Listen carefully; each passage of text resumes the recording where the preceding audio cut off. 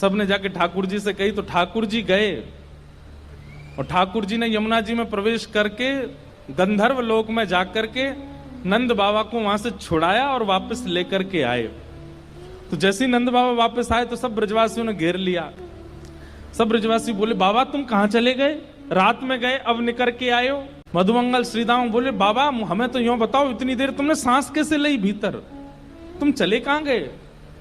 बाबा बोले, भैया 2 देवता मुझे पकड़ के ले गए, मैंने देव काल में स्नान कर लियो। बोले फिर? बोले कछु ना, बड़े बड़े महल बने, बड़े बड़े लंबे चौड़े देवता ऐसे सुंदर कि देखते रह जाओ। मैंने इंद्र को दर्शन कियो, मैंने सबरे देवता देखे वहां पे। और फिर बाबा फिर का भयो?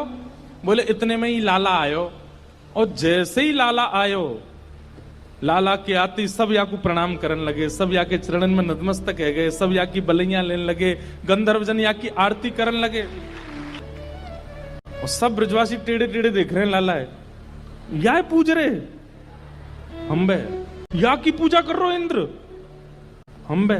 ठाकुर जी इतरा रहे सामने खड़े खड़े, बोले तुम्हें ही नहीं पूजा मो, सबरे पूजे तीनों लोक में। सबरे बोले, बाबा सच में या की पूजा भाई वहां पे? बोले हाँ, अब तो ठाकुर जी का यश बढ़ गया, अब तो महाराज निमंत्रण आने लगे घर घर से, लाला हमारे घर भोजन करवे आ जाइयो, हमारे घर सोवे आ जाइयो, हमारे घर शरबत पीवे आ जाइयो, छाछ पीवे। अब ठाकुर जी तो मधुमंगल सीतामा से कह रहे हैं, आज की भाषा में कहें तो अपॉइंटमेंट लेते जाओ कहां कहां जाना है। ठाकुर जी का यश हो गया इतना वृंदावन में कि भैया या तो देवता भी जाने।